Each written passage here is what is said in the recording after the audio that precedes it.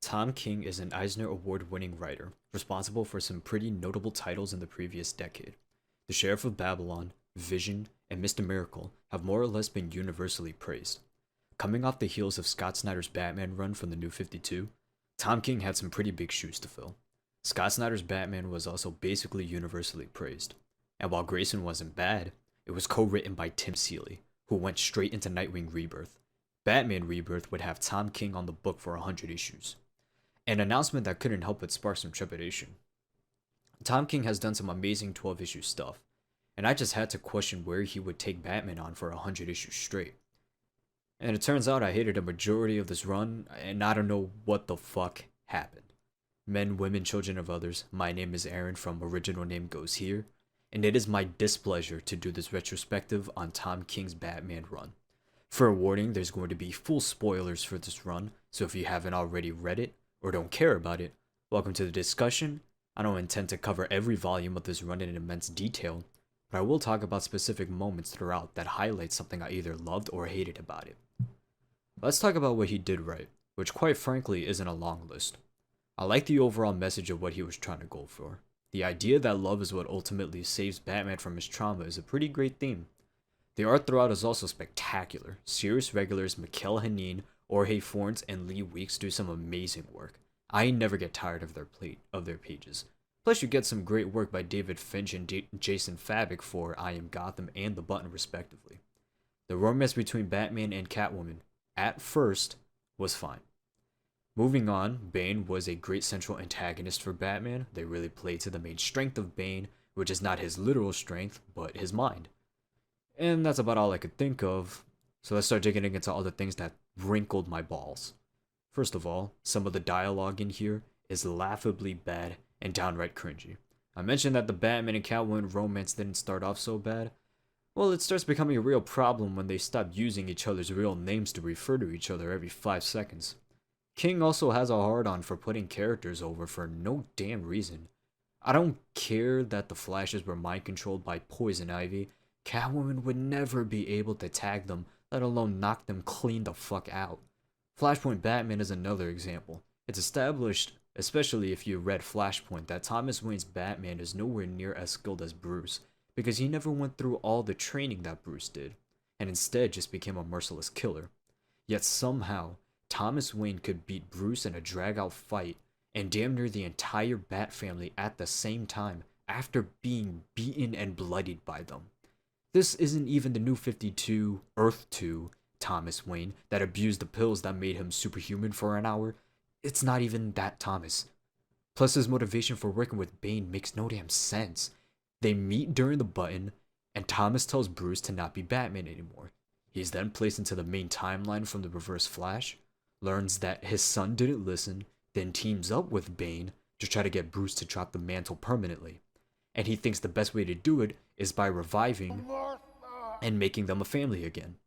Let's ignore the terrible singing that Thomas was doing and just acknowledge the fact that he beats the ever-living shit out of his son for not wanting to be a family again. Then he plays right hand to Bane in the City of Bane with Gotham Girl as his Robin, who was so absurdly overpowered that she off-panels Captain Atom.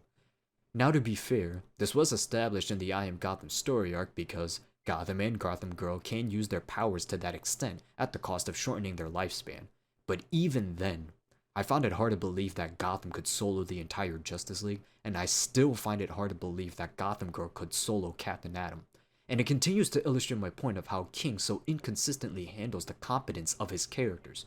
One moment, Batman is fighting through an enormous crowd in Santa Prisca, but can't even save one hostage that's standing right in front of him held at gunpoint. Also, this whole nightmare shit really fucking sucks. It is just filler, which is the last thing we need for a run that has been shortened from 100 issues to 85. Or how about Bruce and Selena having a fun beach date when his city has been taken over by supervillains in which his biological father is also a part of. His surrogate father, Alfred, gets the Zod treatment. His biological son has to witness that and be traumatized by it. Then the rest of his children are defeated by the aforementioned biological father, which shouldn't even be possible. Cassandra Cain alone is enough to wreck Thomas Wayne, and yet he can take on the likes of her, Huntress, Batgirl, Batwoman, Red Robin, Robin, and Signal at the same time. Or this throwaway volume where Booster Gold goes back in time to save the Waynes and creates a terrible alternate history where there is no Batman but Gotham City is even more shitty than it already is. The whole point of the story arc was for Booster to show Batman the life he would have had if he wasn't Batman, but Tom King was just using the story as a way to incentivize Booster Gold in attending Sanctuary during Heroes in Crisis. The best thing that came out of War, Jokes and Riddles, was Kite Man. And even then, we had 2 whole issues dedicated to his backstory that completely messed with the momentum of the arc, given that they were told in the middle of the volume. The Batman trying to kill Riddler for killing Kite Man's kid doesn't really make any sense at all, because at that point, he would have wanted to kill the Joker too for all of the lives he took. Then he tries to explain to Catwoman that before she decides on whether or not to marry him, she must hear about his lowest moment. But that's not even the worst thing that he does.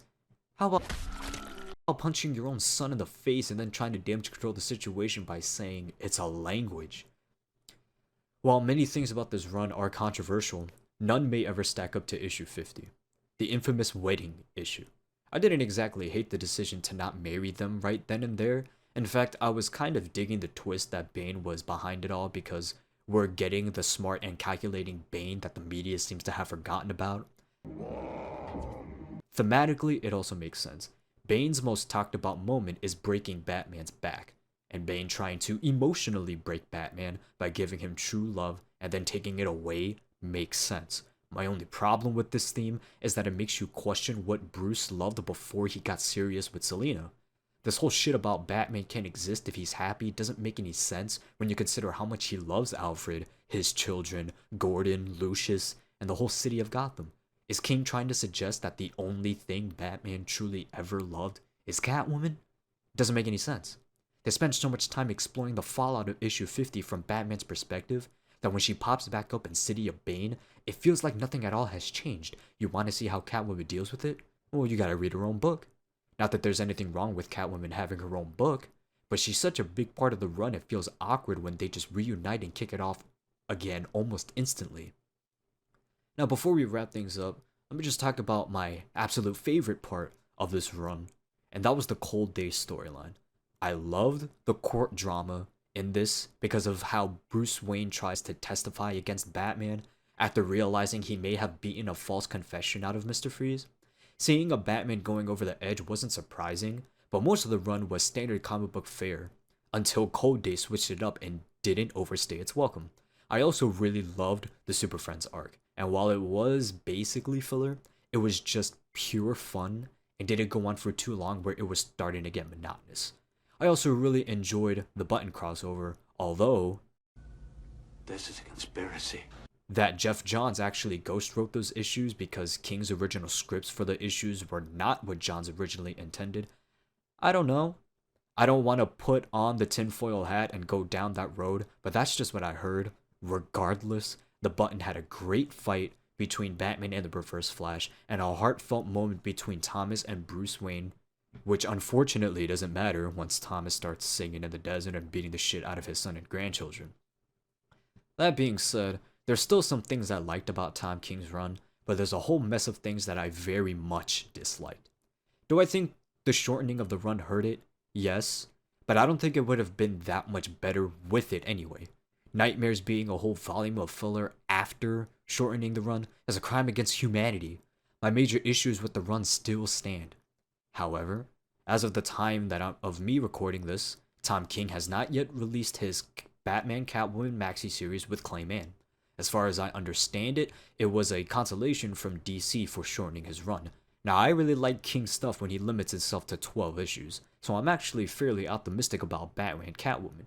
But this ain't it, Chief! This is not what we like. Tom King's Batman does not work on so many different levels, but I know I'm late to the party. I want to know what you guys thought about Tom King's Batman run. Did you love it? Hate it? Somewhere in the middle?